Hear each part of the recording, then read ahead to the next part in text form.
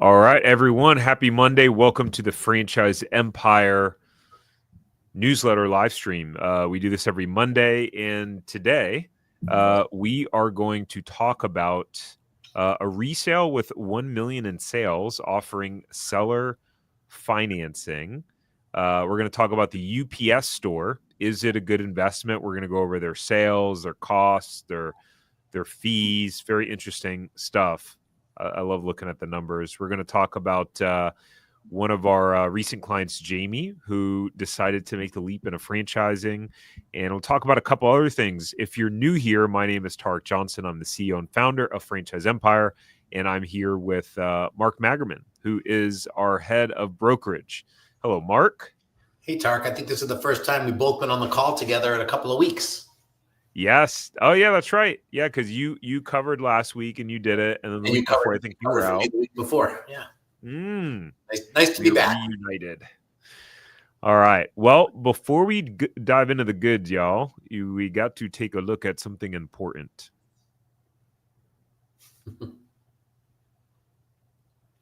All right. Now that we got the good compliance stuff out of the way, let's start diving in. This resale. So again, we've talked about this. If you watched the newsletter before, franchisors and franchisees are moving in the direction of wanting and asking and really requiring us to keep the names of the brands confidential until there's an actual interested party in it. You can understand for obvious reasons why. This specific brand, this is pretty interesting. They are based in Tennessee and North Georgia. They are contiguous territories, which means they're right next to each other, even though it's in Tennessee and North Georgia. They border on each other. Started in 2024, and guys, they're already at $1 million in sales. Again, we have the asterisks there because the sales information is not verified by us. That information is provided by the franchise owner. But they got 75 5-star Google reviews, asking price of only $200K. It includes a fully branded truck, equipment, and inventory of $15K. They list their seller discretionary earnings of $80,000 for an owner operator. So clearly, this is an owner operator opportunity. Looks like, just based off of looking at the numbers, that there needs to be some improvement on the overall margins of the business based on the price they're selling it at, and the SDE at $1 million, $80K, 8%. Not the most exciting number in the world, but hey, could be a good opportunity for a new owner. And this is unusual. They're offering 50% seller financing. Now, you'd have to discuss with the sellers what that looks like in terms of the structure, but it's rare that you can get that much seller financing from a seller in a franchise sale. Mark, what are your thoughts about this? Well, I got a lot of thoughts on this. I guess I'd start with if you're interested in a resale, I hope you're into it for the right reasons. And the wrong reason is I make $100,000 a year in my corporate job. There's $80,000 for an owner operator here. So if I buy this business, all of a sudden I have an $80,000 salary. It almost matches my income. That's not the way to look at these businesses, my gosh. And I'm mentioning this because I had a candidate last week who got a little upset with me because I had this conversation with them. But this is not, you don't buy an existing business to make sure you get the income day one. Please understand that as an owner, your income is whatever's left over at the end of the day. And again, this is an owner-operator model, folks, right? Which means the 80 grand of discretionary income is for that owner-operator. If you decide you want to buy this business and hire that operator to do it for you, that 80 grand is going to go to the salary to pay that person. And as an owner, you're going to not be able to take any income out of the gate, which isn't a bad thing. Just kind of understand that going in. And again, that's the reality of these resales. Please, it's not about trading a corporate W-2 job for a resale business that's got discretionary cash flow. That's going to get you in a lot of trouble, and please don't do it that way. That being said, two territories, started in 2024, asking price of only 200 with sales of over $1 million and seller financing sounds like a really good opportunity for the right person. So I would say pursue it, but please, not because you want to take the 80 grand day one into your pocket. Yeah, it's a great point. And a lot of people don't realize that there's so many misconceptions about resales. And, one of the things that are unique about us at Franchise Empire is no other broker, team, group is out there providing the level of information, detail, insight around resales as we do. Everything has pros and cons to it. Number one, but resales, specifically something like this that says, "Hey, we got SD of 80K." You guys got to realize when you have a business, like the business needs cash to float expenses because you don't always just get a. You might generate a sale, and depending upon who's paying you, might take a week, might take 2 weeks. You just don't know how that all plays out, and they're just different rolling expenses. So, generally speaking, even if a business is profiting, let's call it 100 grand for easy numbers, like you are probably at minimum going to leave 25 to 30% of the profits in the business purely for cash flow. That doesn't account for taxes, et cetera, all that jazz. So it's a great point by Mark. Reason why we say this and emphasize this, we really we're focused on, number one, setting the right expectations. Part of why we've gained a solid reputation because we tell it like it is, good, bad, or ugly. And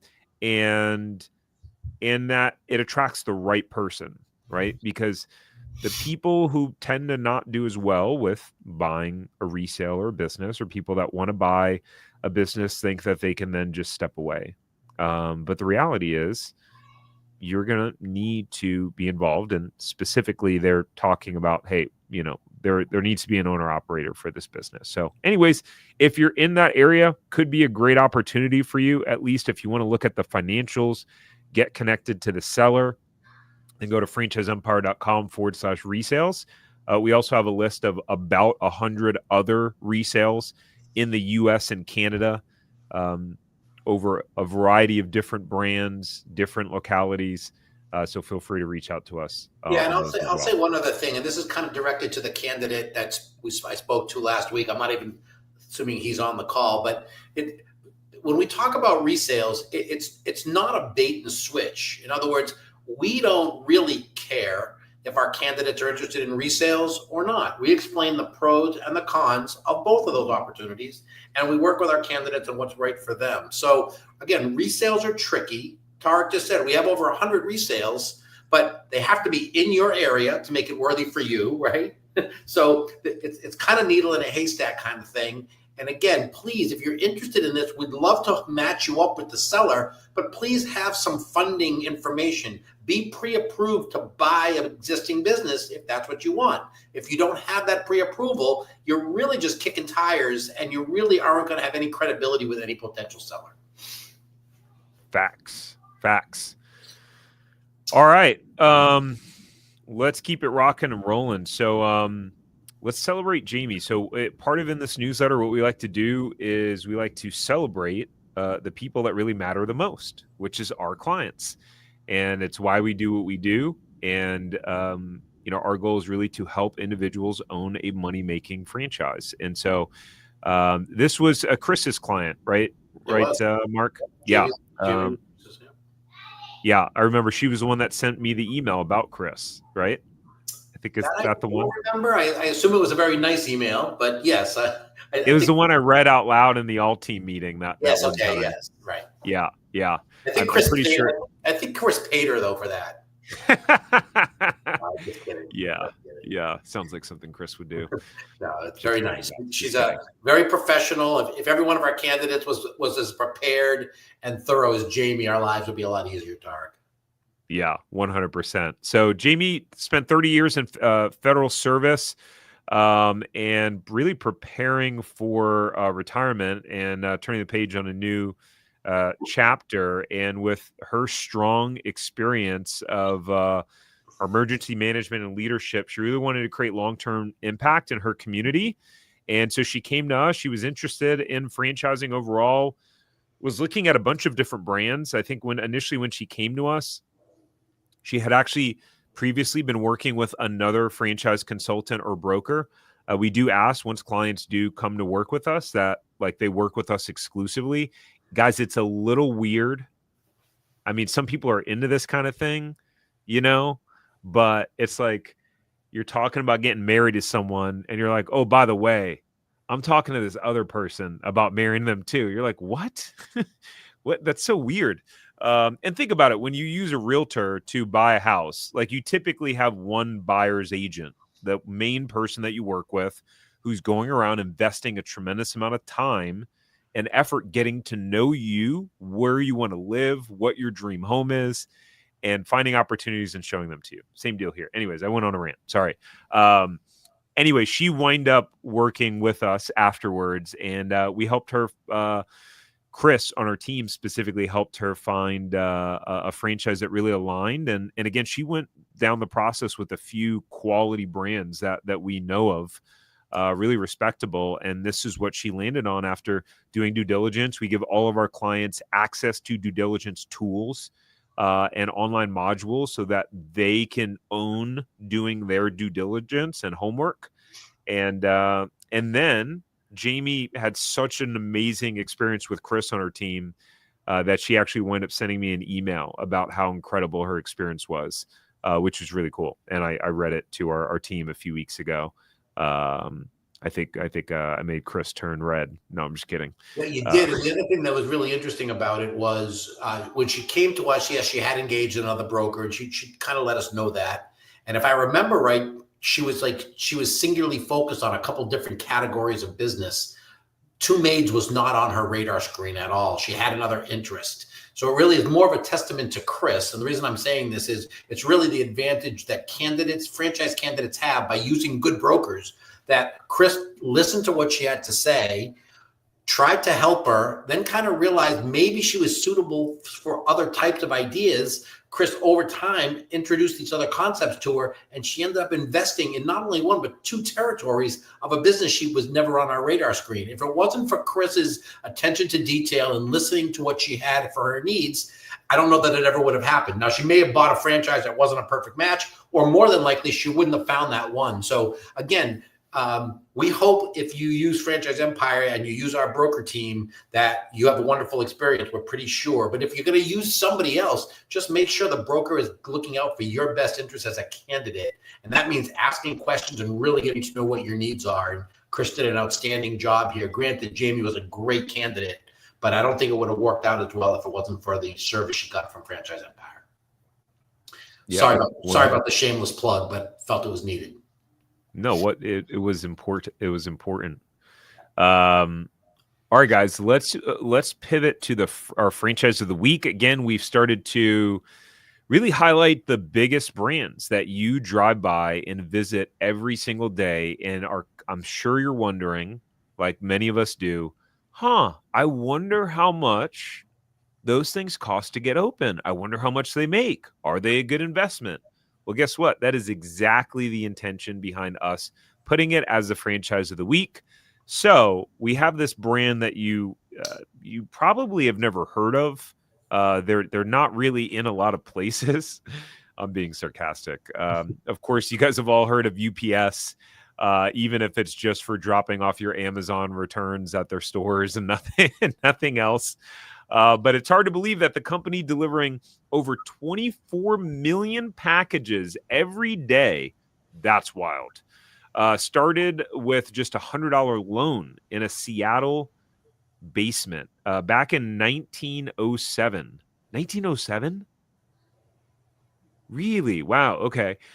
Two teenagers, James Casey and Claude Ryan, launched the American Messenger Company.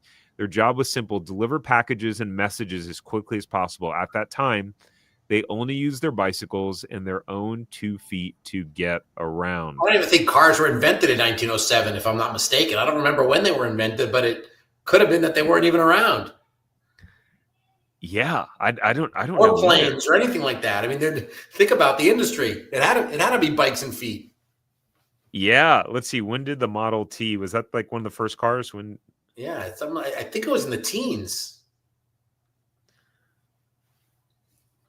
1908.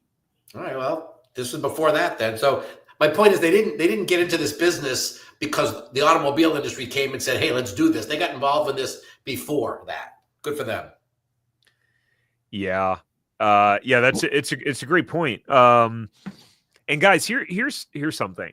Sometimes I connect with people, and I used to be like this too, where you want the results now, today. I want to start a business, and next year I want to be making 250 grand from my business. And although I hope that all of your dreams come true and you experience all of the success that you're looking for in business, it takes time. UPS was started over 100 years ago, ladies and gentlemen. So you don't have to grow to be UPS, but there's nothing more powerful than time compounded into something.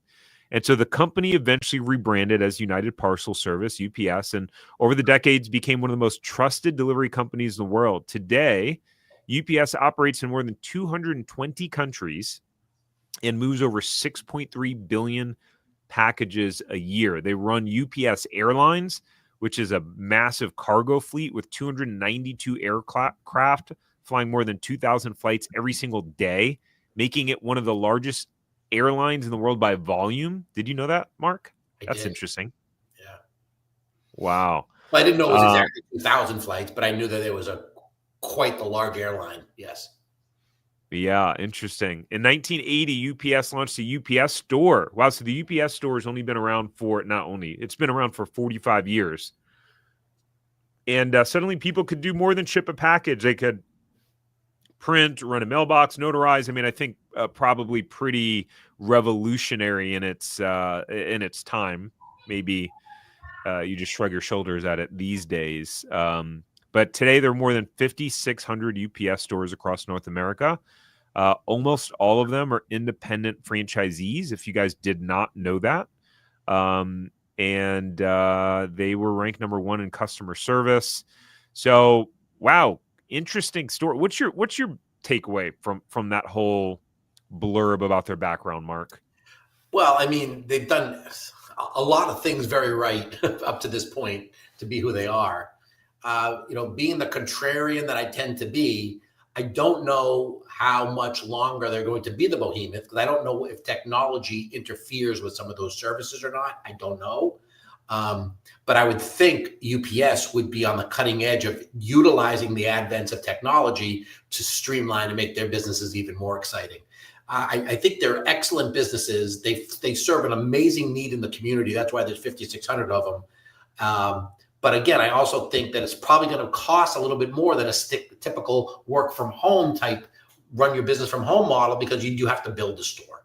But again, UPS, so many brands that ultimately get successful struggle with name recognition. Boy, there's not a lot of name recognition issues with UPS. Yeah. Yeah, it's a good point. Yeah, and I mean that business model, I think overall there are many aspects of it which are dying. I mean, obviously we don't need to send as much mail as we did before, right? With email and all the different technology that we have, to Mark's point. I think they were smart by partnering with Amazon for returns, because at least you get people in your store and the opportunity to get them to buy. But some of those, it's based on just these pretty small transactions. Although every time I ship something there, it seems like it's way overpriced. So maybe the transactions aren't as small as I think. Yeah, I think that's part of it. But I also know that, well, I'm not an expert, but you don't need printing services as much anymore, right? You just don't need to print as much. But they've also been on the cutting edge of converting and offering digital marketing services to their customers too. So if you have a small business, you can't afford $1 million digital ad agency. I think there are services within UPS that help people launch their digital marketing campaigns. So I think that they're beginning to see the trends. I don't think this is a situation where 5,600 stores are going to come to a screeching halt and close tomorrow because they're outdated. I think that it's a strong company that's going to be on that cutting edge. But again, 5 years from now, you might never spend a penny on printing services, but they will be the leader in offering local community-based marketing programs digitally, as an Yeah, example. fair point. The best brands pivot. Don't turn into Blockbuster, who did not want to pivot. All right, so by the numbers, UPS has 5,690 locations. The total investment, these are for new, by the way. This is not for existing locations for sale, which is primarily, I think, most of what's in circulation, really. It's not easy to get approved, for one, from what I've heard, number one. Number two, franchises have varying levels of flexibility depending upon the brand. This would not be one where you have much flexibility. Yeah, I would agree. And Right? what I don't know, Tarek, is if you are starting from scratch and building one from scratch, are you also buying a territory that gives you the right to build more than one of them? I don't know that. Right. In other words, is it all one off? Is everybody doing one, or are you buying a territory and building it out? I don't know that. And the other thing, when I see a total investment with a number at both ends as a finite number on a build out, always take that with a grain of salt, because you have no real idea what it's ultimately going to cost you. And I learned that the hard way, building restaurants, figuring out here's the budget, because here's what the franchisor told me it was going to cost. But I was in Boston, Massachusetts during a depression, economic downturn, and the timing was not there. So ours always cost more. So, use the 495 number as a ballpark, but it might be more, it might be less. You just don't know until you get there. Yeah, that's a very good point. And they put here the minimum cash contribution, $100,000-$150,000, meaning that like equity injection, like is that how you perceive that, Mark? Like the amount of money they need to put in their business? Yeah. So if you're going to build a store that's going to be $500,000 and you're going to take a loan, you got to be prepared to put at least 20 to 30% down, which would be between 100 and 150. So yeah, that's about right. Yep, makes sense. All right, we're not going to talk about ideal franchise candidate, but we will talk about some of their numbers. Let's see how much bigger I can make this. All right, so when we look at their FDD item 19, which is where they show sales, so they show, starting in 2022, average adjusted gross sales for all centers, $709,000. In 22 and 23, 721,000, and in 24, 719,000. Let's see. In 2024, the lowest performing. Let's see. Bottom 10%. So the lowest performing center did $68,000. No, okay. In 2024, they did $85,000. The lowest performing center. And the highest performing one did 2.4 million. So a pretty huge range. I think one of the things to think about here, that's a tongue twister, isn't it? That's a tough one. Yeah, that's a tough one. But it's gross margin, right? Gross profit margin, right? Because if you're, as an example, you have some sort of, let's say you have a flooring company, right? And so as in your flooring company, let's say someone buys $5,000, you sell a $5,000 job. And so maybe your cost for the actual flooring is 25% of that. And then your cost of labor to install it is 25% of that. And you're left with a 50% gross profit margin, right? After that. But in this sort of business, what I'm curious about is how much of this revenue is for package revenue, where what portion, like, so if I go to UPS and they charge me $30 to ship something, what percentage of that revenue actually goes to the franchisee as opposed to UPS? And so I'm imagining the gross profit is probably quite low on at least that sort of revenue. Wouldn't you think, Mark? On shipping, I would, because you got to pay the shipper, right? So yes, I don't think there's as much, but that's where I'm saying, when you kind of reinvent yourself into technology, if you're offering data marketing or digital marketing services, that's probably all built-in margin. So it's a great point, Tarek. Anybody interested in this brand and you're talking to the folks at UPS, boy, I'd like to see the breakdown of margin by category of business, because that can, again, that would help a really smart, savvy operator in marketing. Because what I was going to say was, please, one of the biggest mistakes I hear people make is they want to make sure they have a brick and mortar versus a home-based business, right? They don't want the business out of their home because they got to do so much marketing because no one knows they're there. I'm going to buy a brick and mortar, so I don't have to do any marketing because the brick and mortar is going to be the billboard. That couldn't be farther from the truth. So no matter, even if you build a UPS, as an owner, you've got to get out into the local community, name recognition, and do things to give yourself a springboard. And again, if you know what your product margins are, your profit margins are by product offering, you can gear your marketing efforts toward those higher margin services for people. Definitely. Yeah, 100%. All right, guys. Well, that's it in terms of the UPS store. If you're thinking, I have zero interest in buying a UPS store, but that was interesting, and you're thinking, you know what? I would love to know what are the good franchises that align with my skill sets and my budget and are actually available in my area. Well, you're in the right place. You can go to franchiseempire.com/check territory, and you'll be able to enter your information. Our team will be able to get back with you and provide you with some specific franchises that align with your specific goals and that we've confirmed are available in your area. Last but not least, our two most recent episodes that went live on Franchise Empire YouTube channel. One is, how much does Popeyes make? So we did a whole video breakdown on Popeyes, going over their background, the average sales of each store. It's basically similar deal of how we just broke down UPS, but in a more higher production value type video. And then episode number 124, why successful people choose franchising. Speaking of Chris, this is actually Chris on our team. This is a podcast episode that Chris and I did together. Shares a little bit more about his background and experience being a founder of a franchise brand. And so, yeah, go meet Chris and learn a little bit more about him. With that said, Mark, anything else to wrap with?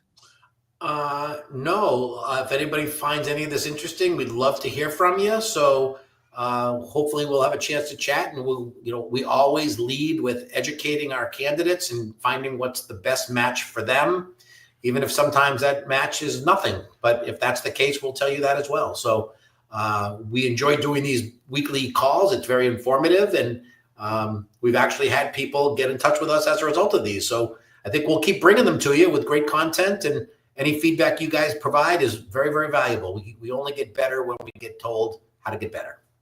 Yeah, for sure. Yeah, drop a comment, guys. Let us know, number one, if you just enjoy it. Just the validation is helpful for us.